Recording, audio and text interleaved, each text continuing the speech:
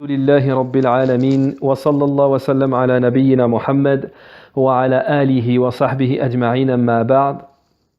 طيب toujours القول المفيد كتاب الأدلة على القول المفيد على أدلة التوحيد Cheikh Mohammed ibn Abdel Wahhab al-Wasabi. Donc on avait expliqué dans le cours précédent les 3 degrés, leçon numéro 8, les 3 degrés de la religion, c'est-à-dire maratib ad-din thalatha, les 3 degrés de la religion. On avait expliqué qu'il y avait l'islam, premier degré de la religion, l'islam, deuxième degré, l'iman, la foi, et troisième degré, l'ihsan, qui est l'excellence, la bienfaisance. Donc on avait expliqué que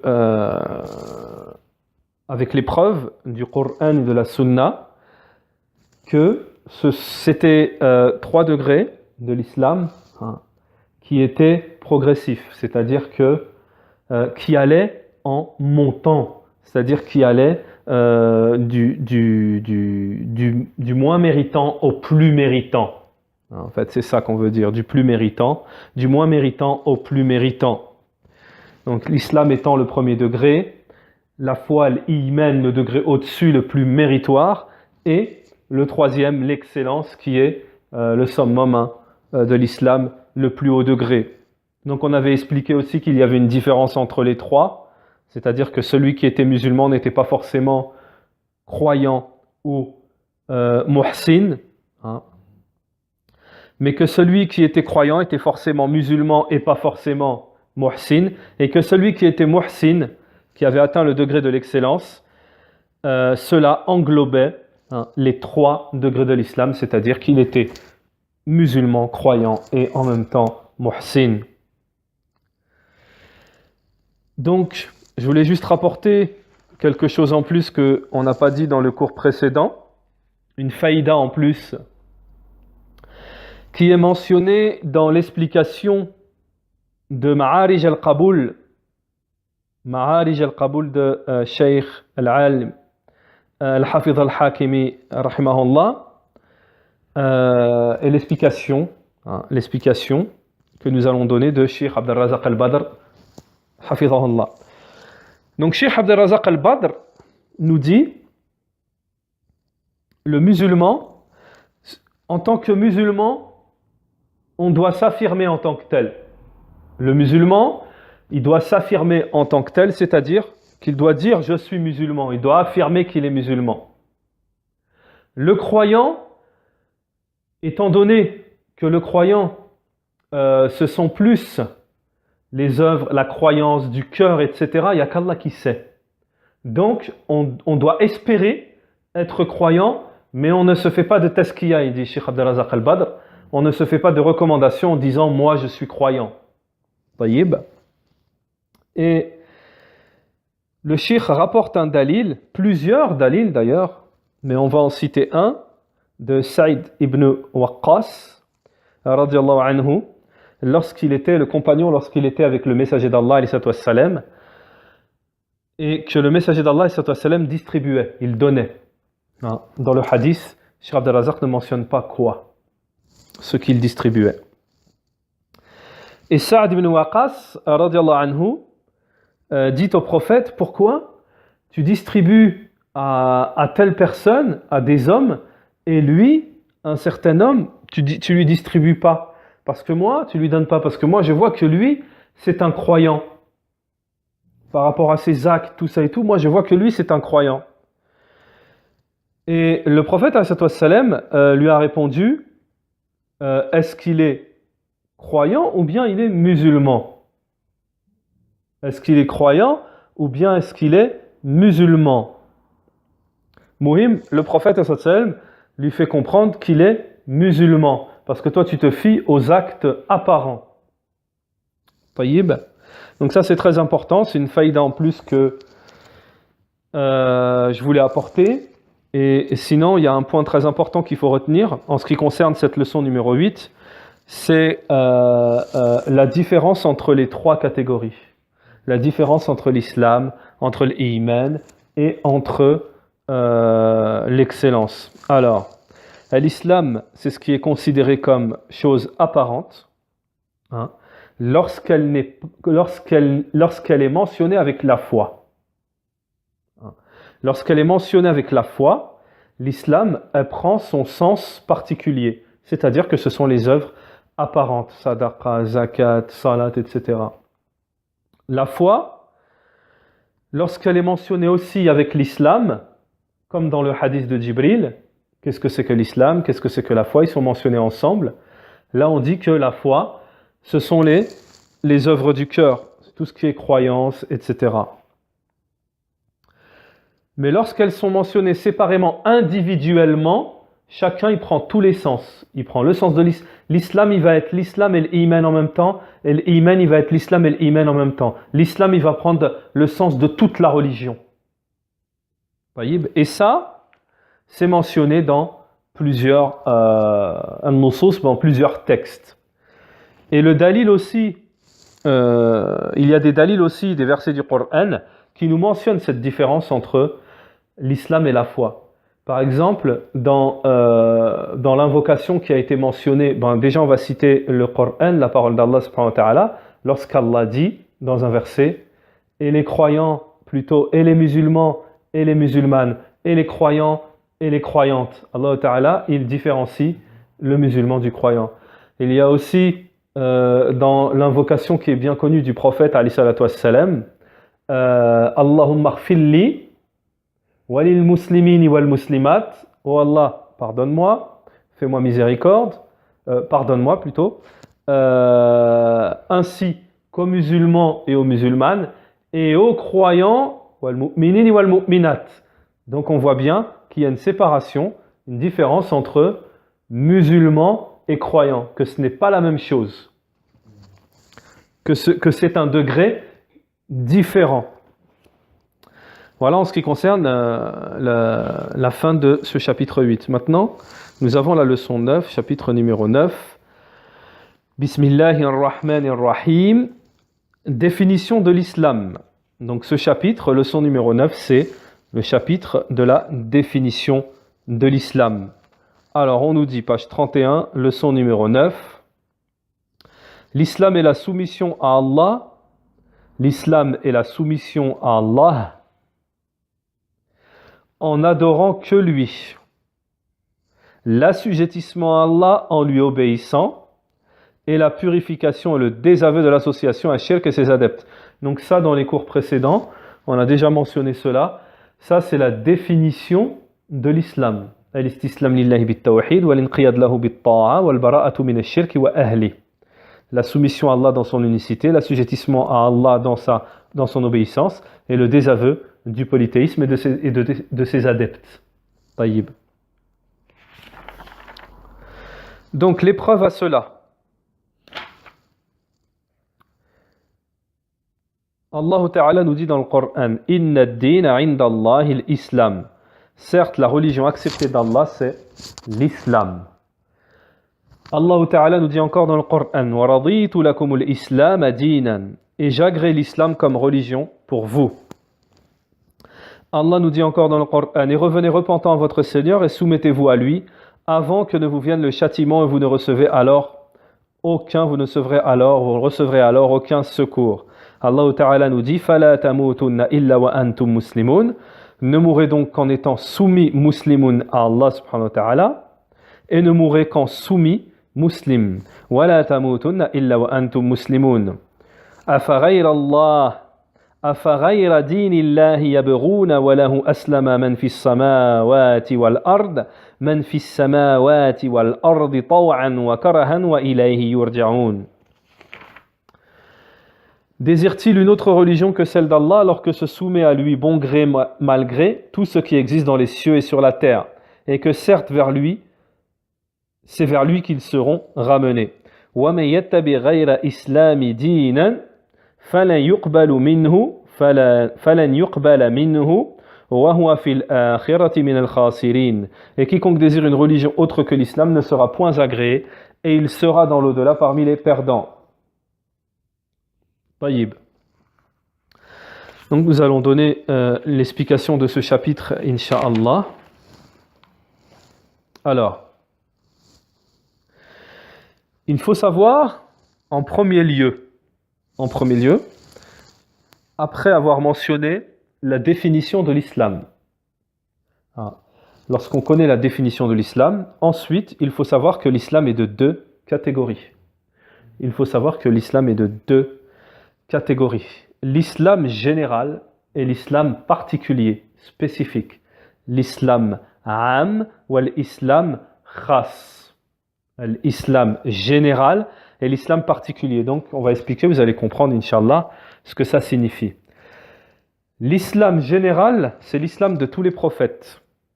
C'est-à-dire que tous les messages avec lesquels sont venus les prophètes, les messagers précédents, antérieurs, ça s'appelle l'islam. Ils sont tous venus avec la même parole. Donc ça, on appelle ça l'islam général. Ensuite, l'islam particulier, c'est l'islam avec lequel est venu le messager d'Allah, Mohammed alayhi salatu wassalam. Ça, c'est l'islam spécifique. Taïb. Alors, l'islam dans la langue arabe. L'islam dans la langue arabe, c'est l'istislam. C'est l'istislam, c'est-à-dire c'est la soumission. L'islam en langue arabe, ça veut dire soumission. L'islam dans la législation, l'islam shar'an, on l'a dit plusieurs fois, c'est la soumission à Allah dans son unicité, c'est l'assujettissement à Allah subhanahu wa ta'ala dans son obéissance et le désaveu des associateurs et de ses adeptes.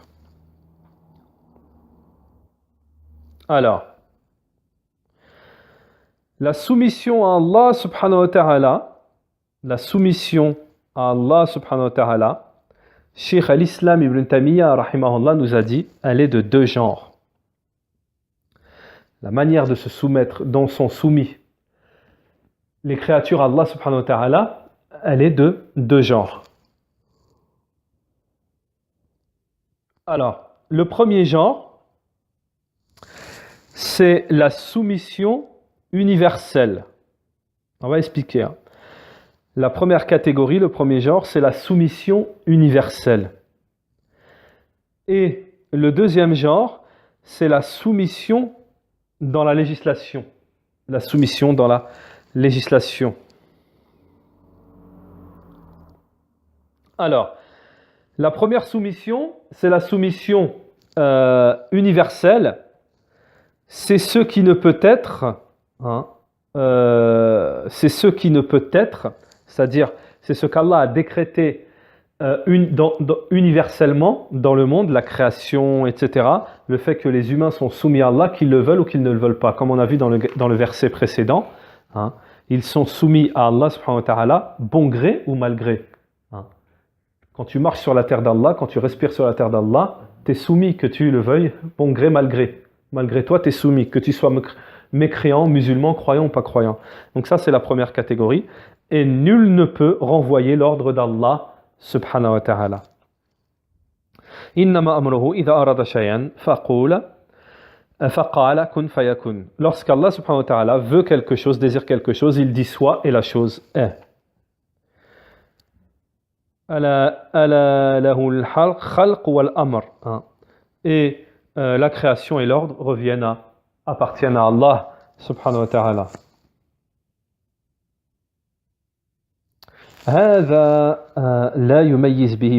Donc comme on a dit, le fait que toute chose dans les cieux, on va dire le verset, alors que se soumet à lui, bon gré mal gré, tout ce qui existe dans les cieux et sur la terre.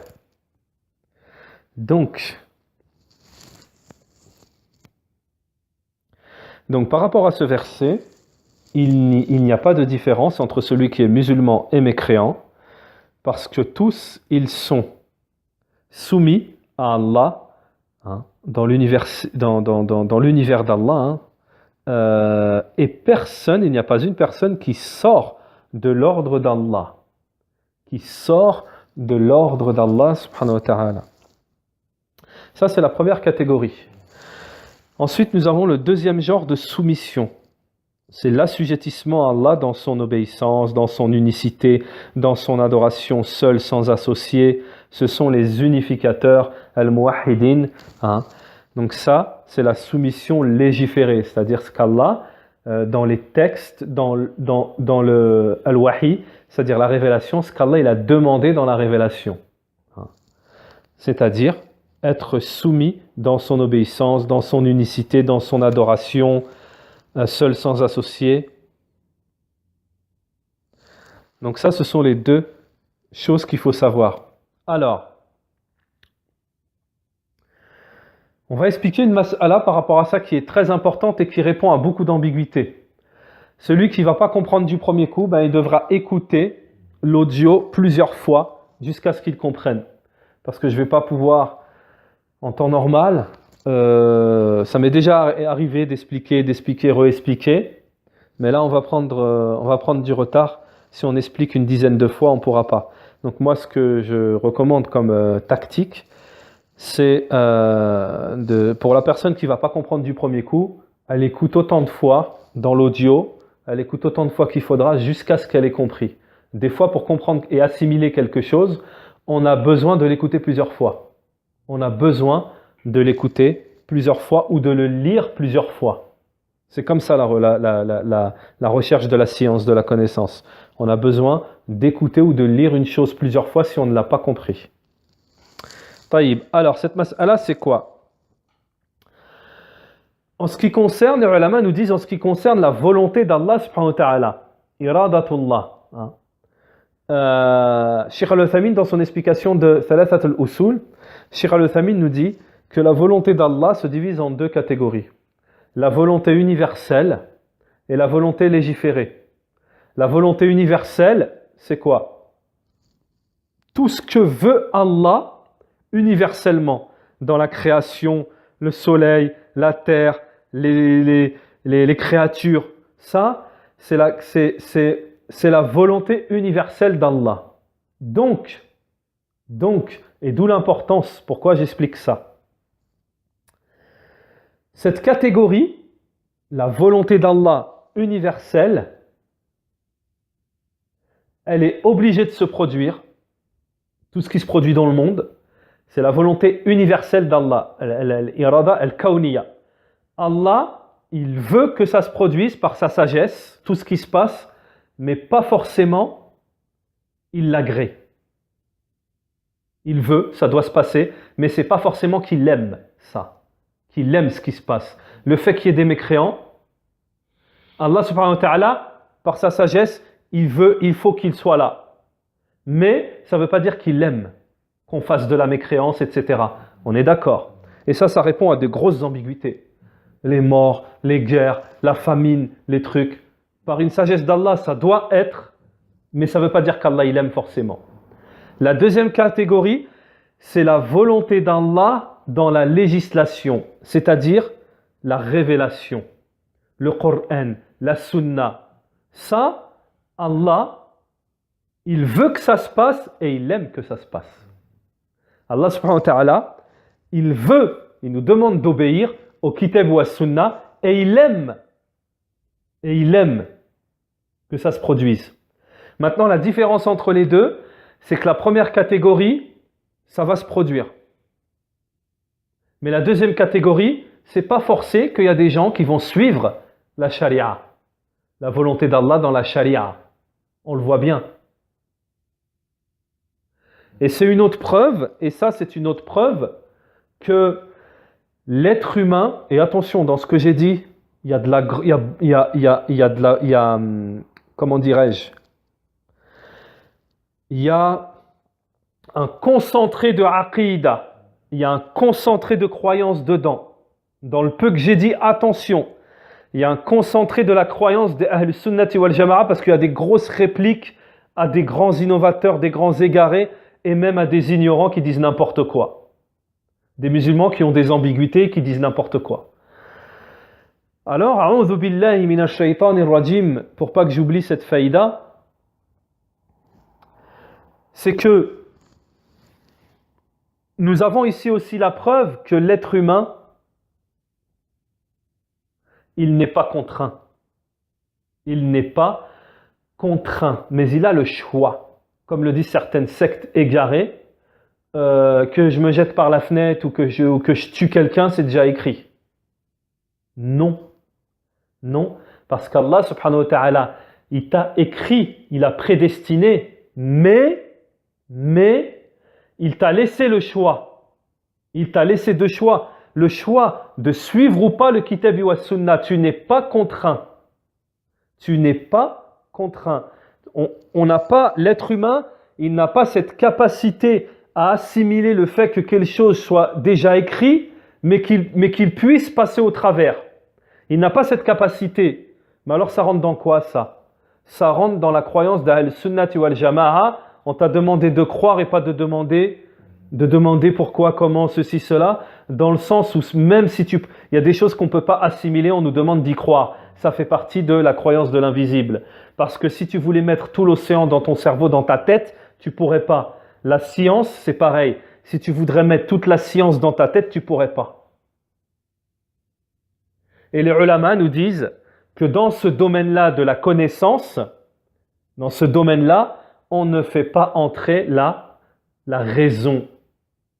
On ne fait pas rentrer la raison.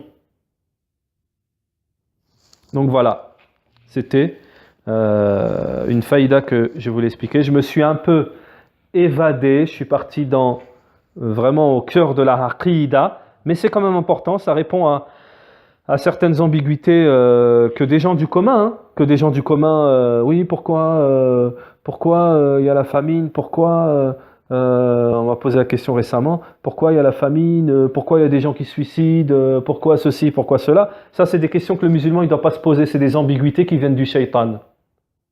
Mais si on veut répondre en détail, ça y répond. Ça y répond. Tu n'es pas contraint. Tu n'es pas contraint, tu as le choix. Tu as le choix.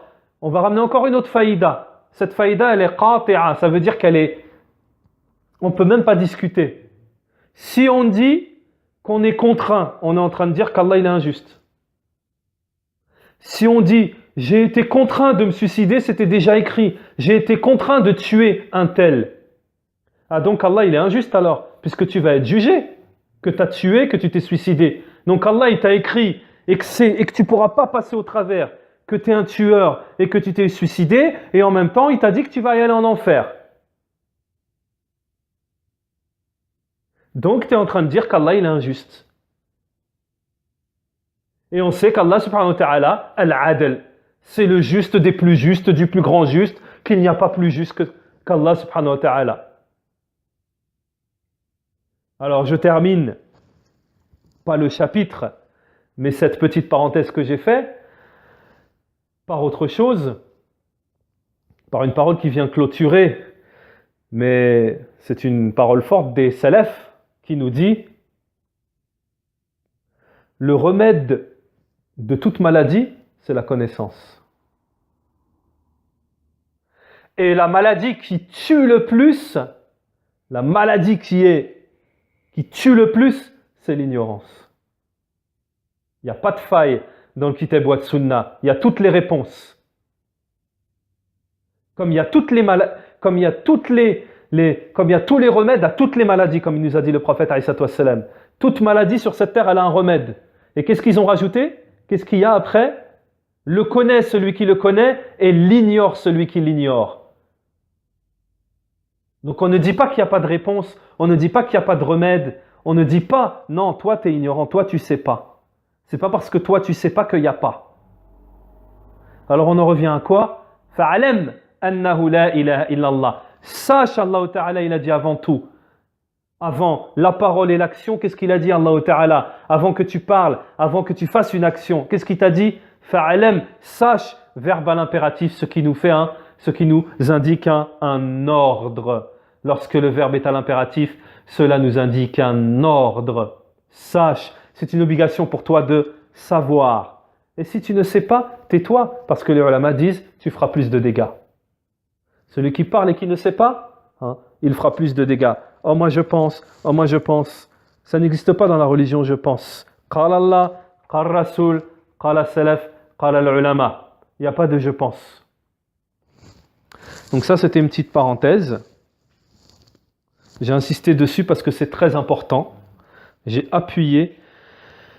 vraiment insisté dessus parce que c'est important. Aujourd'hui, il y a beaucoup d'ignorants qui se mêlent, qui parlent, qui rentrent dans des masaïl qu'ils n'ont pas à y entrer. sont des masaïl qu'ils ne maîtrisent pas, ils n'ont pas à y entrer. Donc nous continuons. Donc on a dit que l'islam se divisant est de deux genres. Plutôt, on a dit que l'islam est de deux catégories. Ensuite, on a dit que la soumission est de deux genres. À ne pas confondre. Hein. Ensuite, vous avez la soumission. Et la soumission, il y a deux genres. Alors, l'istislam shara'i. On a déjà expliqué ce qu'était la soumission dans la législation. C'est le fait de s'assujettir à Allah subhanahu wa ta'ala, de se soumettre, s'assujettir à Allah subhanahu wa ta'ala, dans son obéissance, dans l'unicité, dans l'adoration à Allah seul sans associer. Ensuite, on a la soumission à Allah dans son unicité. On a dit dans la définition de l'islam qu'il fallait se soumettre à Allah dans son unicité. Qu'est-ce que c'est que se soumettre à Allah dans son unicité? L'islam a été nommé Tawhid, comme l'ont mentionné certains gens de science. L'islam a été appelé Tawhid. Donc déjà, ça c'est une réplique à beaucoup de gens. C'est une grande réplique à beaucoup de gens d'égarés, de sectes. Comme les frères musulmans, ils disent « Oh, le Tawhid, le Tawhid ». Beaucoup de gens ils critiquent le Tawhid. Ouais, Tawhid, vous nous fatiguez. Ouais, mais tant que tu n'as pas compris que l'islam c'est le Tawhid, ben tu n'as pas compris l'islam. Taïb. Donc l'islam a été nommé unicité, Tawhid, par certains savants. Car, pourquoi? لأن الله عز وجل واحد. Parce que l'islam déjà est basé sur le Tawhid et parce qu'Allah subhanahu wa ta'ala est unique. Parce qu'Allah subhanahu wa ta'ala est unique. Fil mulk, dans la royauté, il n'a pas d'associé, il est unique. Allah ta'ala dans son essence. هنا واحد في صفاته. Allah subhanahu wa ta'ala est unique dans son essence. Allah subhanahu wa ta'ala est unique dans ses attributs. Allah subhanahu wa ta'ala est unique dans son adoration. Allah subhanahu wa ta'ala est unique dans la divinité. Il n'a pas d'égal. Il n'a pas d'égal. Al-inqiyad lahu bit-ta'a, al-inqiyad naw'an. Alors, là c'est pareil. Pour expliquer les choses, des fois on est obligé de les diviser en plusieurs catégories. Ça fait partie de l'enseignement. Donc ici on nous dit l'assujettissement, c'est comme la soumission. L'assujettissement est de deux genres. Il y a deux formes d'assujettissement.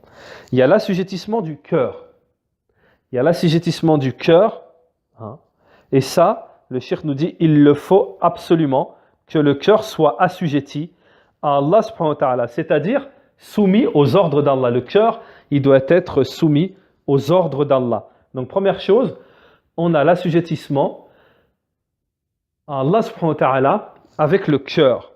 Et deuxième chose, on a l'assujettissement à Allah subhanahu wa ta'ala avec les membres.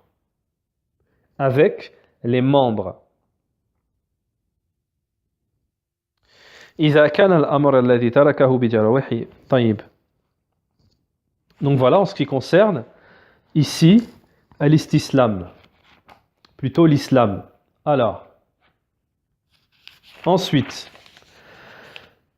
الاستسلام لله بالتوحيد والانقياد له بالطاعة والخلوص من الشرك وأهله. Alors on a déjà mentionné que l'islam c'est la religion de tous les messagers, de tous les prophètes, comme cela est mentionné dans le verset de Surat Ali Imran, verset 19. Tous les messagers ont été envoyés pour l'appel au tawhid, et l'obéissance à Allah subhanahu wa ta'ala et le désaveu du polythéisme et de ses adeptes. Ceci est l'islam général. Ou l'islam khas, ensuite nous avons l'islam particulier, qui est la religion du prophète Mohammed alayhi salatu wassalam, qui est venu abroger les religions antérieures précédentes. Et Allah subhanahu wa ta'ala n'accepte comme religion que l'islam. Taïb. Alors, en ce qui concerne la soumission à Allah subhanahu wa ta'ala, cette soumission doit se faire en apparence, on doit être soumis en apparence, hein, dans les actes, etc. Et on doit être soumis intérieurement. Donc, comme on l'a dit précédemment, soumission avec le cœur et soumission avec les actes. Le tawhid, hein, donc la soumission à Allah dans son unicité, c'est quoi? Qu'est-ce que le tawhid? Le tawhid, c'est le fait d'unifier Allah subhanahu wa ta'ala dans ce qui lui est spécifique, propre à Allah. C'est le fait, le tawhid, l'unicité, c'est quoi? C'est le fait d'unifier Allah dans ce qui est propre à Allah. Et on nous dit, c'est le fait d'unifier Allah dans sa seigneurie, dans sa divinité et dans ses noms et attributs. Voilà ce qu'est le tawhid.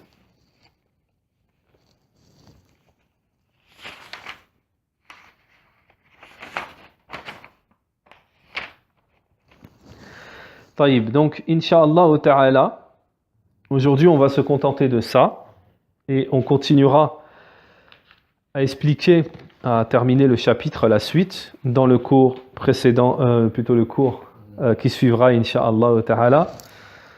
سبحانك الله وبحمدك وأشهد أن لا إله إلا أنت وأستغفرك وأتوب إليك وصلى الله وسلم على نبينا محمد وعلى آله وصحبه أجمعين.